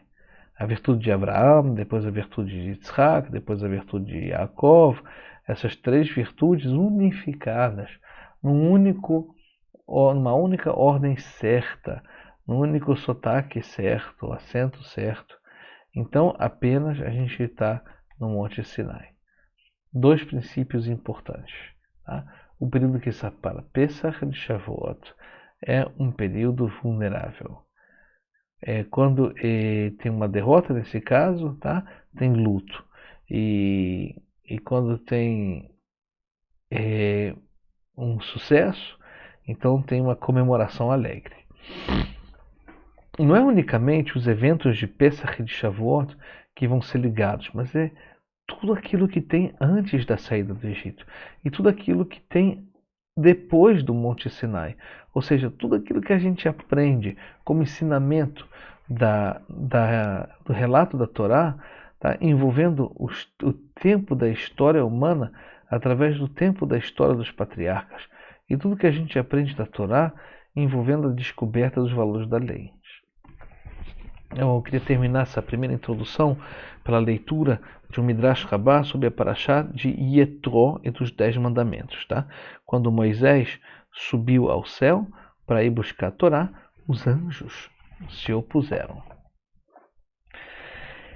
Esse Midrash é constituído de uma exegese muito precisa sobre os versículos dos Salmos. Tá? E a gente assiste essa indignação desses seres absolutos de pureza, de santidade, que a gente chama anjos, tá? Ante essa pretensão dos seres aqui embaixo, de carne e sangue, tá? Yelud e Shah, nascido de uma mulher, diz o Midrash, tá? Que sobem lá em cima para buscar a Torá, para fazê-la baixar aqui embaixo. Tá? E o Midrash vai mais longe do que simplesmente uma recusa. Ele cita o fato de que nesse momento os Malachei Asharet, os anjos, quiseram atacar Moisés. O seu raciocínio é o seguinte: quando eu sei que o homem fez um mundo, quando a gente sabe o que o homem fez do mundo, tá? O que se tornaria Torá entre as mãos dos homens? Essa lei do absoluto, esses valores, não pertencem ao mundo aqui embaixo. É por isso que os salmos, os versículos dos salmos sobre os quais se basa esse Midrash, ele diz por alusão a essa ascensão que Moisés, para subir lá em cima e buscar a Torá e voltar para baixo com ela, você subiu às alturas e você foi uma presa, ou você fez uma catividade. Tá? Isso significa que a Torá era cativa lá em cima e que Moisés ele subiu lá em cima para ser cativo, sabe? E aquilo que era cativo lá em cima. Senão, não teria essa redundância no versículo. Tá? Isso significa que a Torá lá no alto era cativa. Então tinha uma revelação de uma dimensão bastante profunda nesse Midrash. Se tem um absoluto, se ele envolve a realidade, a existência, a Torá ela envolve o mundo aqui embaixo. Mas tanto que o mundo aqui embaixo não tem esse mérito, essa virtude, então os anjos eles contestam, tá? E aí de novo a gente vai observar que nós somos em monoteísmo integral. O dualismo consiste em dizer o seguinte: tá? A ordem da realidade e a ordem da verdade são irremediavelmente disjuntados. Tá? Agora, em relação à abordagem monoteísta da verdade, é evidente que a verdade ela vai envolver a realidade. E isso é o verdadeiro monoteísmo, tá? Que o verdadeiro sentido da Torá é que a Torá ela envolve a realidade. Por consequente, a Torá, enquanto ela se encontra lá em cima, no mundo dos céus, ela é cativa. Então, Moisés ele foi ali livrar a Torá, porque na intenção do Criador, ela envolve o mundo aqui embaixo.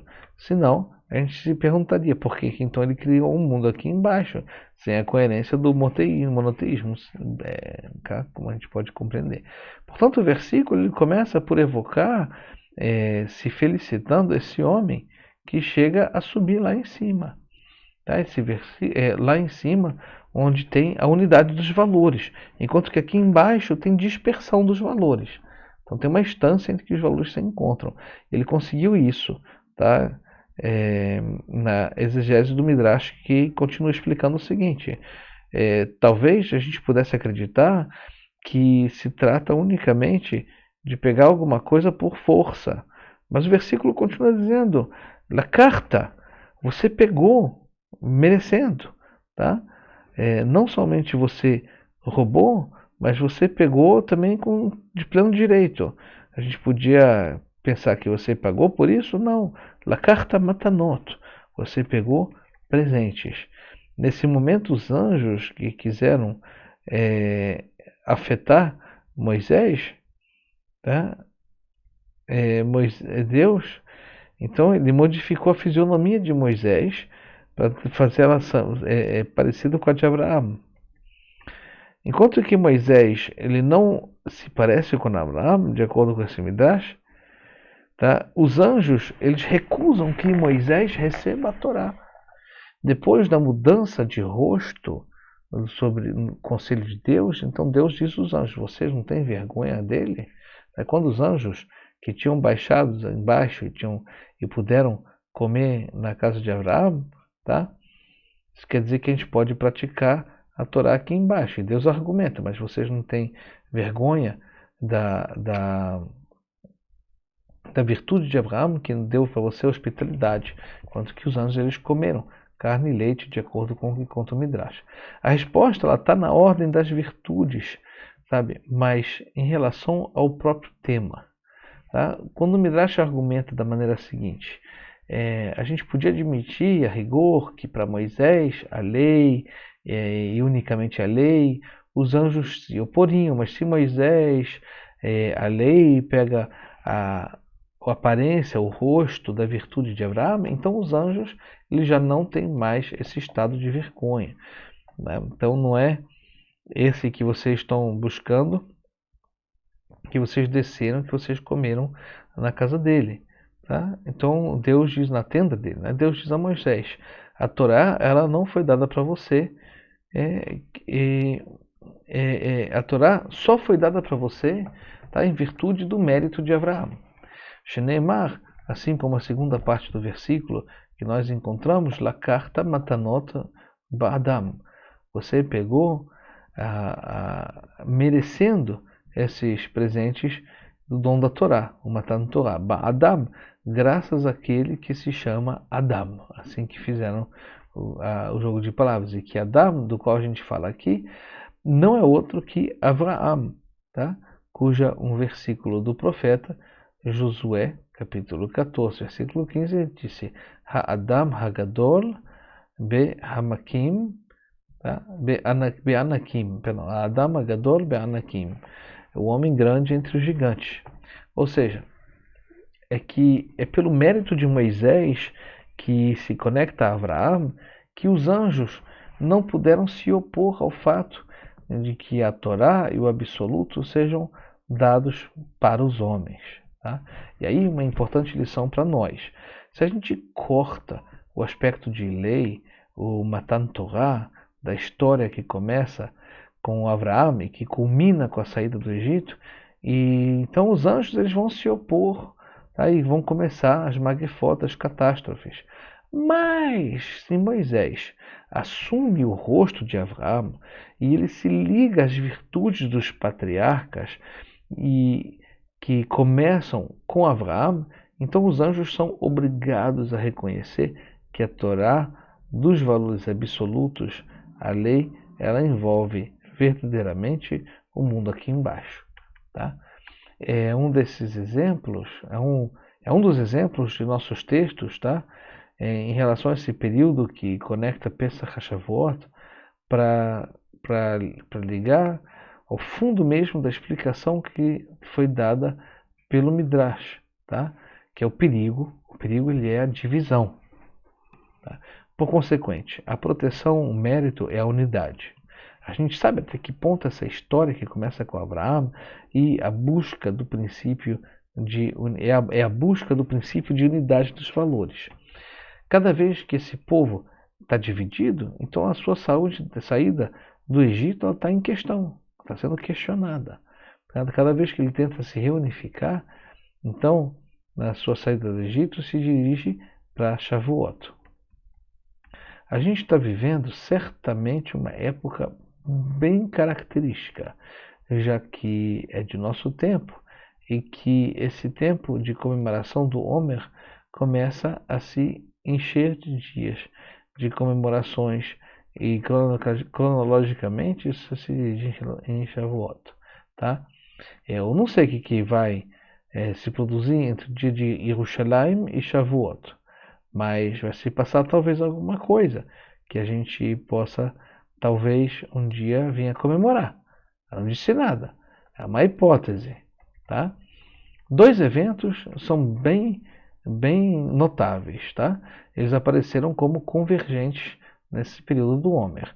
A controvérsia em relação à decisão da Igreja Católica de instaurar um convento das Carmelitas em Auschwitz e essa tese revisionista da Universidade de Nantes sobre a Shoah. Tá? Isso me fez experimentar uma vulnerabilidade desse período do Homer em relação às coisas que a gente tem direito de considerar como conquistadas, como inatingíveis, como intocáveis, e que foram postas em questão.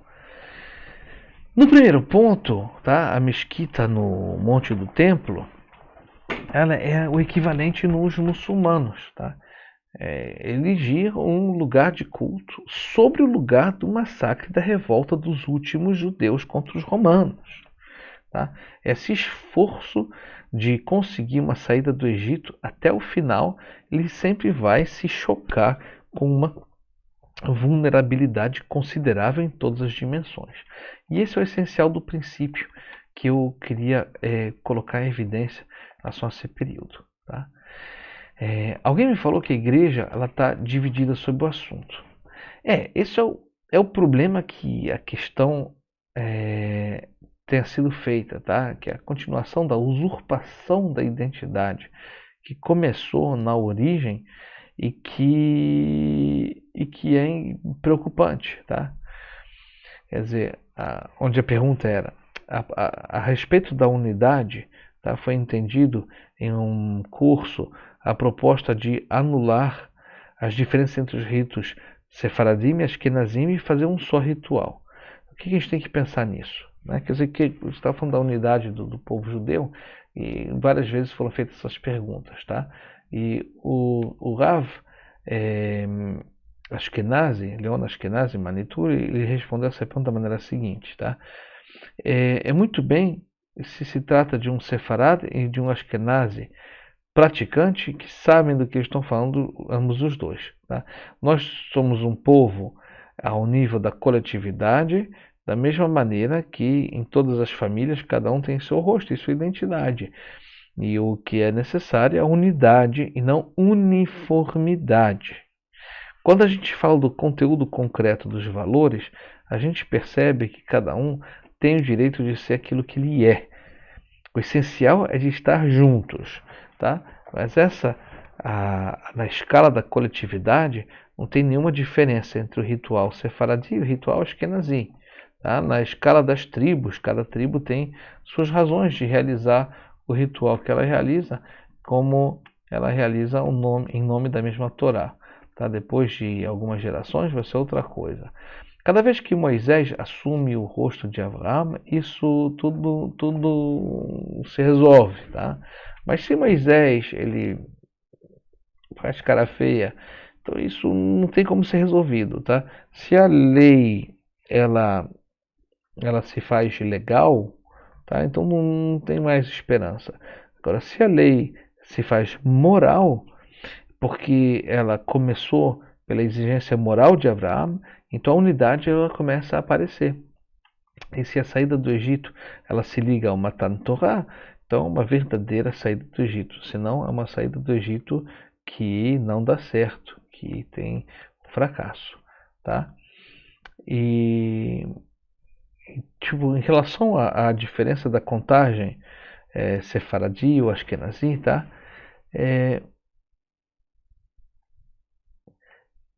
Eu fiz a pergunta, mas eu não ouvi respostas. Portanto, eu vou propor uma resposta, tá? Ou ainda, se a gente for voltar numa correspondência com a data do 15 de Nissan, 15 de Tishrei, ou 15 de Av, ou Tu Bishvat, e com sempre esse número, tá? Yud Rei, ou seja, o Tu, que é o dia 15 do... Tá? Essa última consideração ela é segunda, tipo secundária, é o fato de que o tempo de Israel é comparado ao tempo da lua, tá? Ligado ao tempo do sol. Então 15 é o dia da lua cheia, é o apogeu da luz da lua, e tem duas exceções no calendário, tá? Justamente Shavuot, que não é uma data propriamente dita, nem um primeiro mês, nem um 15 do mês, mas o 50º dia depois do 15 do mês de Nissan, que é Pesach, tá? E é bem aí o fechamento de Pesach. Por outro lado, Hanukkah, que eu citei, é a única festa do calendário que não é contada de acordo com o tempo da lua, mas de acordo com o tempo do sol. E tem razões para isso. Kippur, ele é ligado ao Rosh Hashanah. Aquilo que envolve Kippur é a questão que aparentemente de todas as outras datas, tá? Ser uma comemoração histórica. Kippur, ele aparentemente não seria uma comemoração histórica, mas na realidade ela é e se liga a Shavuot. São 40 dias depois de Shavuot. Moisés subiu ao monte em Shavuot, tá? E ele voltou a descer e ele viu a falta do bezerro de ouro. Então ele rompeu ali as primeiras tábuas da lei no dia 17 de Tammuz. Depois ele voltou para o monte para rezar outros 40 dias e obter as segundas tábuas das leis. E ele desceu justamente no 10 de Tishrei, que é o dia do Kippur histórico do primeiro grande perdão. Então teve o dia do Matan Torah, que é quando Deus deu a Torá para o povo judeu, e teve o dia do Kippur, que é quando o povo judeu efetivamente recebeu a Torá. Tá? A pergunta que eu vi, primeira parte dos 33 dias é negativa e a segunda parte é positiva. Parece mais que é uma realidade assim meio que misturada, tá? Eu sempre me toquei por esses períodos que a gente junta ou que a gente faz a ligação com essas datas contemporâneas que a gente vive, tá? Desde 1917 parece que a gente tem um longo período de Omer, um período de vulnerabilidade. Pelo menos essa foi a resposta que o Rav Manitou deu. Tá? Pergunta. A gente evocou essa vulnerabilidade desse período, mas essa vulnerabilidade ela era mais ligada à vulnerabilidade de cada um dentro da sua confrontação às exigências morais da lei, ou mais ao nível do povo judeu, que entre a saída e o dom da lei era um povo inteiro, não submisso aos contingentes de outros povos, e todo o problema era interno? A resposta do rabino: se Moisés assume o rosto de Abraão, tá? Se a lei ela é fundada sobre os valores morais, os anjos aceitam. Mas se Moisés ele não pega o rosto de Abraão, se ele não assume essa continuidade de Abraão, então a gente está em presença de um perigo que, no fundo, está sempre velando, está sempre como uma tradição judaica, tá? Uma legalidade cortada da moralidade. E a gente está vivendo esses problemas atualmente, tá?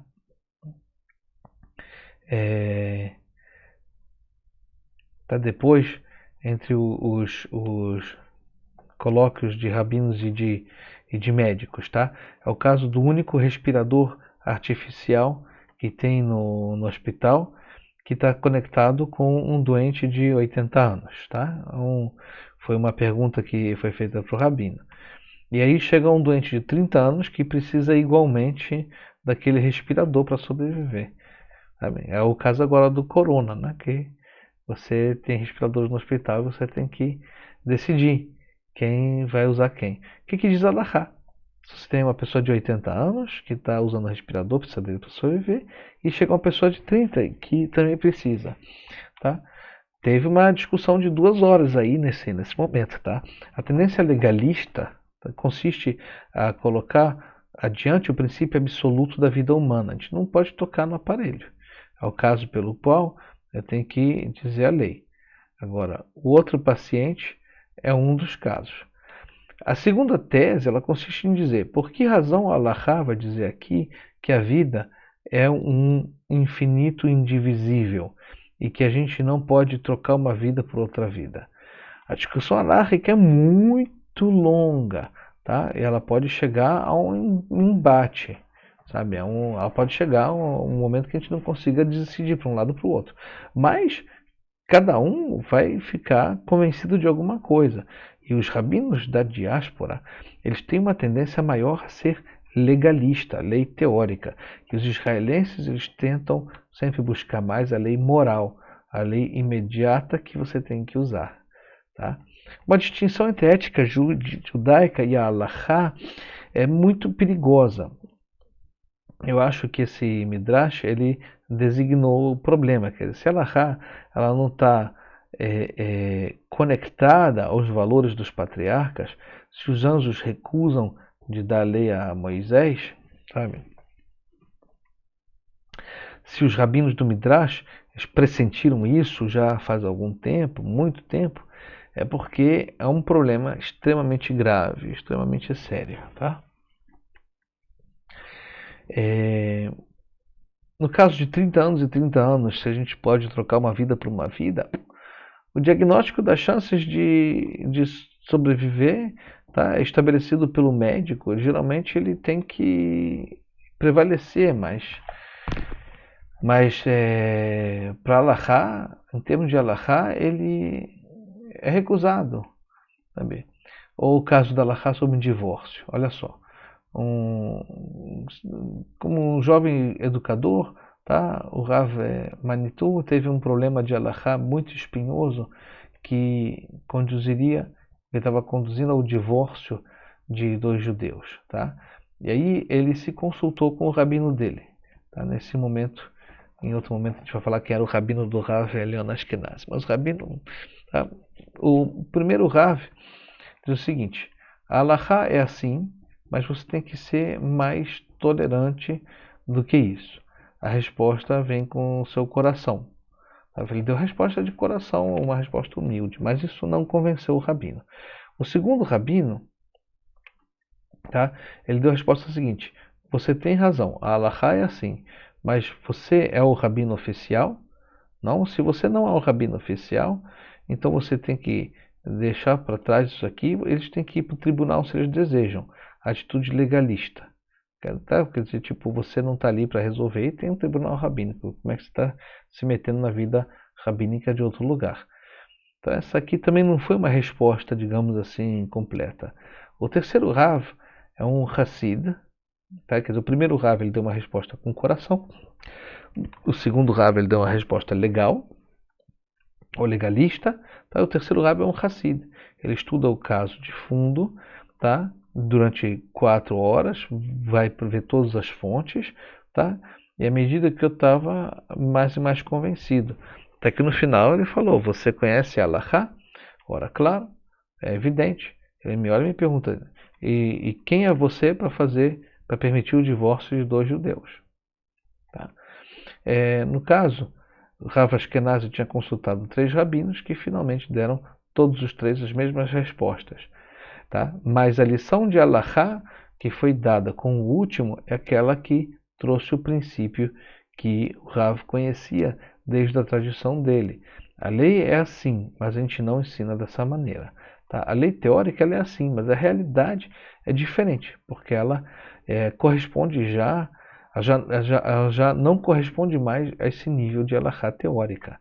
Tá? Por exemplo, a pena de morte. Tá? Um tribunal que possa condenar uma vez em cada 70 anos é considerado um tribunal assassino. Tá? Isso não significa que a pena de morte seja imoral, mas isso significa que a gente não está no nível de moralidade onde a pena de morte ela tem a força de lei. Tá? Então, se a gente tem um decreto de pena de morte uma vez em 70 anos, isso fica relativamente coerente. Mas se é todos os dias que você tem que decretar a pena de morte, então essa lei já não está mais adaptada para o nosso nível. Tá? E é por causa da queda de moralidade que a gente colocou a pena de morte entre parênteses, e não por progresso de moralidade. É justamente o inverso. Sabe? Um outro exemplo na pedagogia. Você tem uma criança que está buscando a boa assim uma vez na vida. E você tem que dar um tapa nela. Mas se os pais todos os dias estão batendo na criança, então também já não é normal. Tá? Todos esses são problemas bastante espinhosos, tá? E a solução vai depender de uma questão de sensibilidade profunda, tá? Que liga a pergunta que foi feita a esse Midrash. Tá?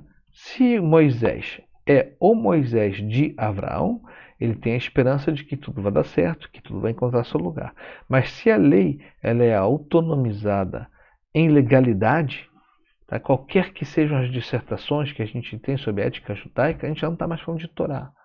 Tá? Inversamente, se a moral de intenção ela não se expressa dentro de uma lei real, prática, então a gente também não tem mais Torá. O problema da nossa contemporaneidade. Isso parece muito entre o conflito entre os fariseus e os saduceus, os Prushim e os Tzdukim. Tá? Teve um período do Homer de vulnerabilidade até Shavuot. Mas depois de Shavuot, parece que a gente entra numa vulnerabilidade ainda maior, porque foi o momento do bezerro de ouro. Mas para falar disso, a gente vai precisar ter uma aula só sobre esse assunto. Tá? Também a pergunta, como é que os anjos eles podem colocar a mão em Moisés? Se Moisés é um homem, os anjos são anjos. Né? Tá? Tem um Midrash que ensina o seguinte, que basta que um anjo olhe um homem para ele, para ele desmaiar. Tá? Então, a gente não sabe muito bem o que é um anjo, a gente não explicou corretamente o que é um anjo. Tá? Tá? A pergunta foi feita se a partir da refeição que foi oferecida por Abraão, os anjos começaram a comer kasher. Não, eu não falei isso, eu falei 2 coisas. O seguinte, eu falei que os anjos aproveitaram da hospitalidade de Abraão.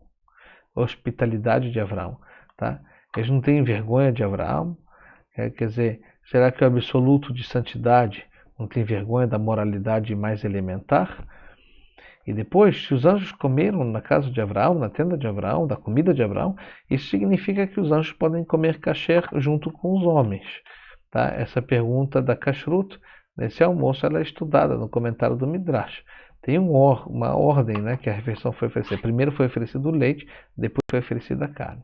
A significação desse Midrash diz o seguinte: esse episódio, que para a gente é meio incompreensível, que são esses anjos que estão caminhando sobre a terra, sabe?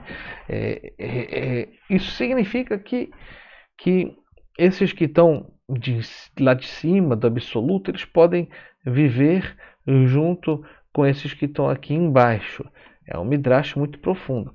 O problema é o risco de tensão entre a moralidade e a legalidade. Sem um ou outro não tem Torá. Toda essa disputa entre a letra e o espírito. Se a gente não lê isso assim ao pé da letra, então não tem mais espírito. Mas se a gente não lê, ou se a gente lê unicamente ao pé da letra, então cadê o espírito? A permanência da tradição judaica é essa que manteve a unidade entre essas duas polaridades, a moral e a lei. Sabe? E é por isso que essa Torá é essa do relato histórico, né? Que os patriarcas, a revelação dos mandamentos de Moisés, um sem o outro, tudo está perdido. Tá? Alguém perguntou qual era a tradução dos Falasha entre Pesach e Shavuot. Os Falasha são, para quem não sabe, aqueles judeus que chegaram da Etiópia. Tá? Eu não sei, porque quando eles chegaram em Israel, eles pediram para a gente não chamar mais eles de Falasha, mas de judeus etíopes. Tá? Tem muitas coisas que eles não conheciam, em particular aquilo que segue ao período do primeiro templo, porque a priori eles são descendentes de uma das tribos, tá? Tribos de Dan, depois de sua tradição, e isso foi confirmado por alguns rabinos que visitaram eles através dos séculos, e eles não conhecem muito bem aquilo que passa depois do primeiro templo, como Purim, por exemplo. Tá? Se a gente vai fazer alguma Meligilá da Shoah, é possível que algum dia, tá? A Guemará, em todo caso, ela prepara, na teoria, a possibilidade de a gente poder preparar uma Megilá Magadá para Shoah. Tá? No final do primeiro capítulo da Masechet de Brachot, está escrito que vai chegar um tempo onde a gente não vai mais contar o relato da saída do Egito, mas aquele do fim do Shiabud Malchuyot, tá? Brachot, na página Lamed Dalet Bet, tem que estar, página 34. Tem uma discussão na Guemará entre Ben Zomá e Chazal, que dizem isso não quer dizer que a gente vai esquecer a saída do Egito, mas que a saída final vai ser tão mais imponente que o essencial que a gente vai contar vai ser o relato da nossa última libertação do jugo das nações. Tá? A gente já tem um exemplo na Agadá que a gente tem agora, que é a saída de Avram de Ur-Kasdim, que é o mesmo evento, tá? Que é um pequeno prefácio da introdução com uma frase, sabe? A gente fala essencialmente da saída do Egito, mas já tinha tido aquela saída de Abraão, de Ur-Kasdim antes, que provavelmente era Agadá, que eles liam antes, né? E o Sanedrin, nesse tempo, no final dos tempos, na Agadá, ele vai provavelmente lembrar todo o relato da saída do Egito numa Mishnah, tá? E a maior parte daquilo que vai se narrar vai ser aquilo que a gente chamou de Megilat HaShoah, mas a gente teria que chamar isso talvez de Agadá da Shoah, alguma coisa assim, da saída dos países da Europa. Tá? Outra pergunta que fizeram para o Rav, eu vi em alguma parte, sem referências precisas para se dar, que durante toda a sua vida, Rabi Akiva tinha recusado a Rabi Shimon Bar Yochai o título de Rabi. E que na luz de tudo que a gente falou antes sobre a integridade da lei oral de transmissão, o rabino nunca tinha ouvido falar dessa tradição, tá? Mas uma hipótese é que na autoridade dos Rabanim, tá, mais grande do que Rabi, Rabban, e é maior do que Rabban, Shemó, seu nome, tá, não tem mais palavras. Então é possível que isso passe nesse sentido. Tá? Ele chamaria, por exemplo, ele pelo seu nome. Por exemplo, a gente tem grandes Tanaim que não tiveram títulos, como Ulá, Smuchos. Tá? E veja a diferença do título que é dado a Maimônides e Moshe. Moshe, tá, é Moisés, nosso mestre. Moshe é Rabbeinu. A Rambam é Rabbeinu Moshe. Rav Ovadia Yosef foi um desses últimos grandes rabinos de Israel. Tá? Ele explicou que a Torá ela conta a vida de Moisés e que depois ela nos diz seus ensinamentos. Enquanto que Maimônides foi o contrário. Primeiro a gente viu seus ensinamentos e depois a gente se interessou por sua vida. Tá? Mas tem uma exceção aí nos Pirkei Avot, que você lê entre Pesach e Shavuot, que a gente vai ler agora. A gente não diz Moshe Rabbeinu Kibel Torah Sinai, mas Moshe Kibel Torah Sinai. Tá? O Rav, do Rav Ashkenazi, o Rav Yaakov Gurdin, tá? Ele diz o seguinte, lá ele não era nosso mestre, mas o aluno da Kadosh Baruch Hu, que a gente chama de Moshe, ele foi aluno de Deus. Tá? E o problema da halachá e da moralidade na educação das crianças, para voltar um pouco, tá? A gente falou da legalidade e da moralidade, mas a gente não falou nem um pouco que a halachá seja legalismo. Mas quando a halachá se transforma, se converte em legalismo, então a gente tem lá uma legalidade da moralidade. Tá? Para caso da educação das crianças, por exemplo, tem um caso muito particular onde se tem esse problema. Por isso que a Torá, ela tem sua própria pedagogia. Ela conta a história dos patriarcas e nos revela os valores, ou as midot, a porção dos valores que fazem de Israel. Tá? Primeiro, Chesed, Din e Rachamim. Emet. Nessa ordem. Chesed, Din, Rachamim, Emet. Se a gente começa pela virtude do rigor, tá? a gente nunca vai chegar à virtude da caridade. Mas se a gente vem depois primeiro a virtude da caridade, tá? Com o milagre do nascimento de Isaac, então a gente pode chegar ao segundo estágio, com a virtude do rigor. Mas isso ainda não é Israel.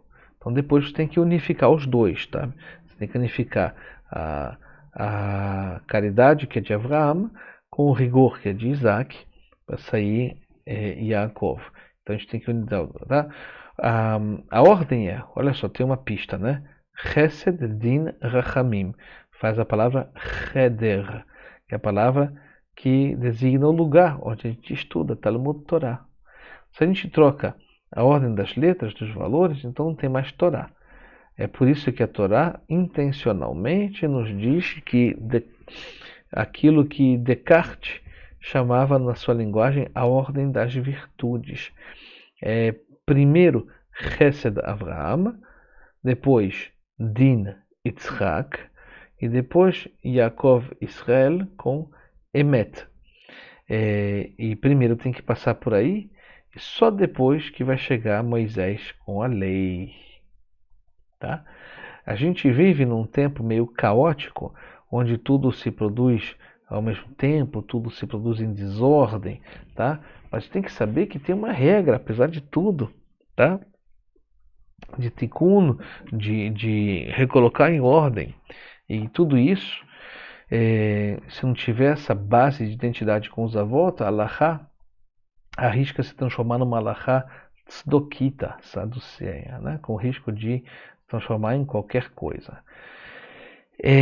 Nós estamos num tempo em que os exílios todos os judeus estão se juntando, tá? Num tempo de ressurgimento da identidade hebraica, tá? Como dizia o Rabino, e esses problemas eles estão se transformando em problemas urgentes, tá? E é por isso que a gente escolheu o Midrash de Moisés e de Avraham como motivo central para a análise, tá? O que é o Homer e um quarto de Efá? tá? Na nossa contagem do Homer. Efá é uma medida, tá? Uma medida de grãos, e Homer é uma medida de grãos que equivale a uma moita de trigo, tá? Antes da destruição do templo, tá? Esse período era igualmente considerável vulnerável, né? Porque o Midrash ele, ele remonta essa vulnerabilidade até a época de Yosef e seus irmãos, tá? É, uma pequena resposta assim provisória para a gente de qualquer jeito não terminar esse encontro de Manitou assim como, vamos dizer, na parte absoluta, tá? É que quando a gente falava assim da diferença entre as duas tradições, tá? Entre um e outro, você nas tradições Sefarad e Ashkenazi, quando a gente conta o Homer, tá? Uma das duas comunidades considera que Pesach já é uma coisa adquirida e que você tem que lembrar de Shavuot. Então a gente conta os dias que nos separam ainda de Shavuot. A outra comunidade ela considera que Shavuot já é adquirido e que você tem que voltar a merecer Pesach. E é por isso que a gente conta os dias que nos distanciam de Pesach. Bem, foi agradeço a vocês pelo seu tempo e sua atenção. Tá? Lembrando, essa aqui foi uma aula sobre os ensinamentos de Manitou. A gente vai continuar esses encontros em breve. Espero ver vocês semana que vem. Obrigado pela sua atenção. A gente se vê em breve. Até breve.